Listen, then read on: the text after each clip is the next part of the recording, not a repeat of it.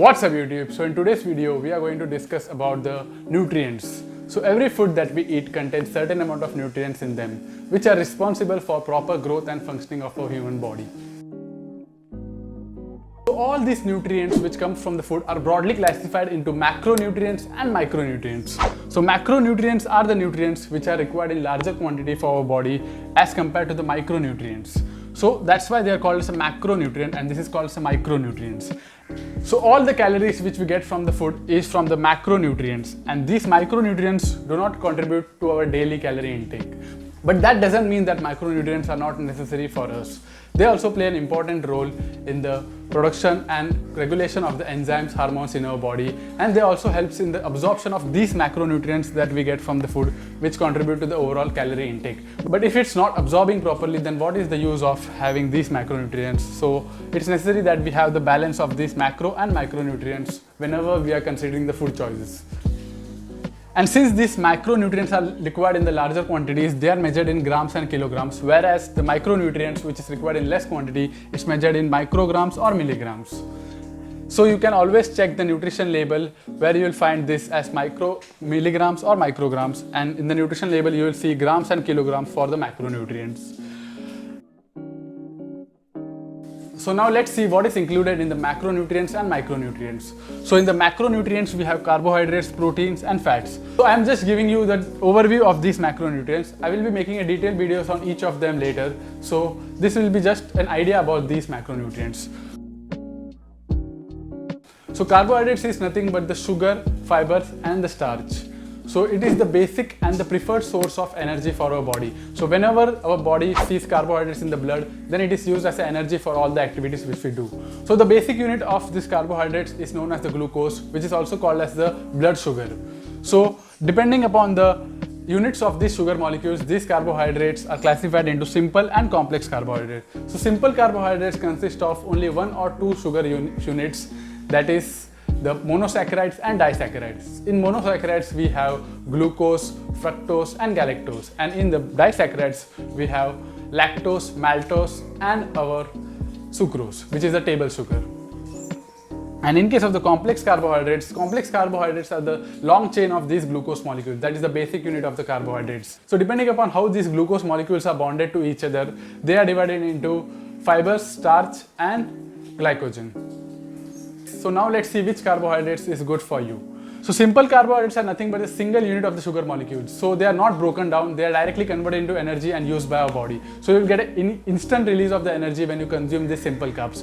Whereas in case of the complex carb, the energy will be released slowly and it will sustain for a long period of time. So depending upon your goals, you can either go for simple or complex carb. But generally preferred is the complex carb, since it also consists of various other nutrients in them and the energy is released slowly, so it is satiating for you. So you decide for yourself how you want the energy to sink in your body, whether you want a quick release of energy or you want to sustain energy for a long period of time so that you can cut your calories. So if you want an initial kick of energy while you are going for any endurance activities, then you can go for carbohydrates, simple carbohydrates, or else you can go for the complex carbohydrates. It depends upon your goal and your activity which you are going to perform later.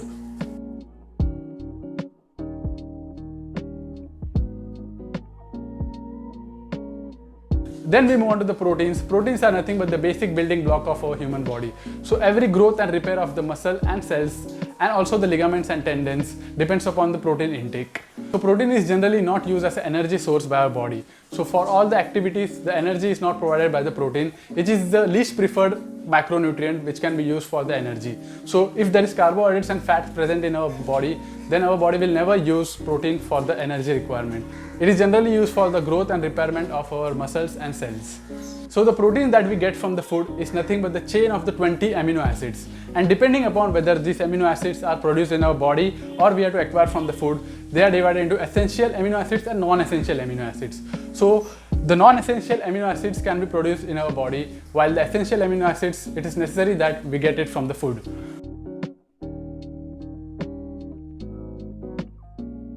So one major thing you have to note about the protein is that protein is required for everyone. It's not just for the bodybuilders or the people who want to build muscles. Everyday activity causes some wear and tear in your muscles and your cells, so it's necessary that it get repaired properly. So if you want to repair it properly, you need at least 10 to 35% of the overall calorie intake from the protein. This is just the basic recommended dietary intake of the protein macronutrient.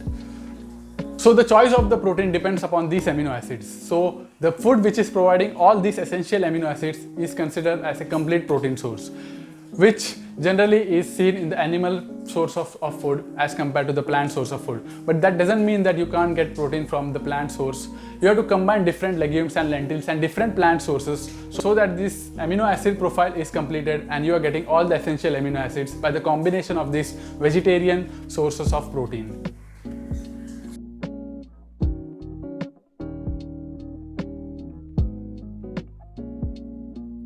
Then we move on to the fats. So the carbohydrates and protein generally provide us 4 calories per gram, whereas fats provide us 9 calories per gram. So as you can see that fats are calorie dense. So there is a common notion that if you cut the fat, you will reduce the fat. But this is completely not true. So fats are very necessary for providing the cushioning effect for the various organs and the joints in our body, and they also regulate the production of our hair, skin and nails. Fats are also an essential macronutrients which we need on a daily basis, and the daily recommended value is 20 to 35% of the overall calorie intake. So don't remove the fat from your diet completely if your goal is to lose weight. So fats are further divided into saturated fat, unsaturated fat and trans fat. So considering these 3 fats, the saturated and trans fat, saturated fats and the trans fats are considered as a bad fat. So the consumption of the saturated and trans fat should be less when compared with the unsaturated fat. So always go for the unsaturated fats and always read the label behind the packets and check for the unsaturated fat. If there is a unsaturated fat, so the consumption of the unsaturated fat should be high when compared with the trans and saturated fat. Yes, in most of the packaged products you will see trans fat, but slight consumption is fine, but always see that you are going for the unsaturated fat when compared with the saturated and trans fats.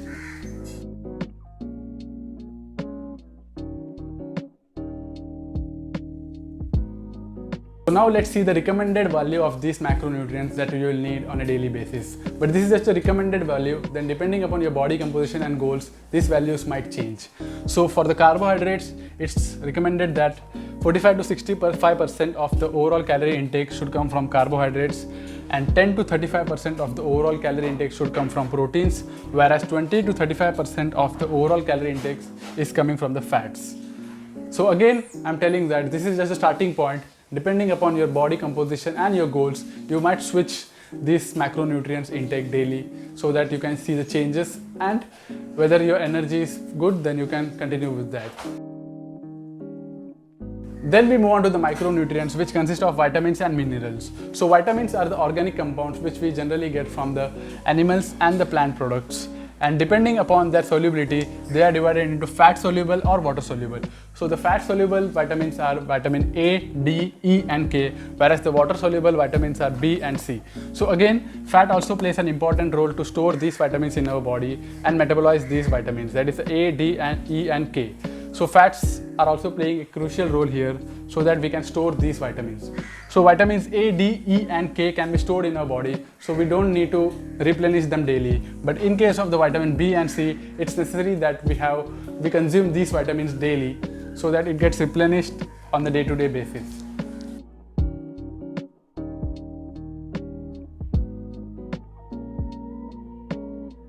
Minerals are nothing but the inorganic compounds which is present in the water and soil, and when the plants absorb these nutrients from the soil and water, these minerals get stored in them, and as we consume these plants on the daily basis, we get the minerals from them. So depending upon the quantity of the minerals which we require on a daily basis, the minerals are classified into microminerals and macrominerals. So the microminerals consist of iron, zinc, iodine and many more, whereas the macrominerals consist of calcium, chlorine, magnesium and many more. So I will be making a detailed video on the vitamins and minerals and where you will get these vitamins and minerals depending upon their sources.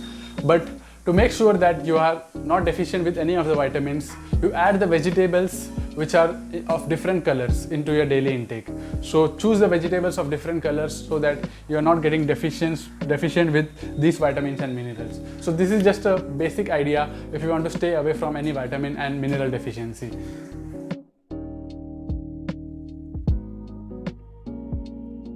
So the giveaway from this video is that it's necessary that we have a good balance between the macro and micronutrients from the food that we eat on a daily basis.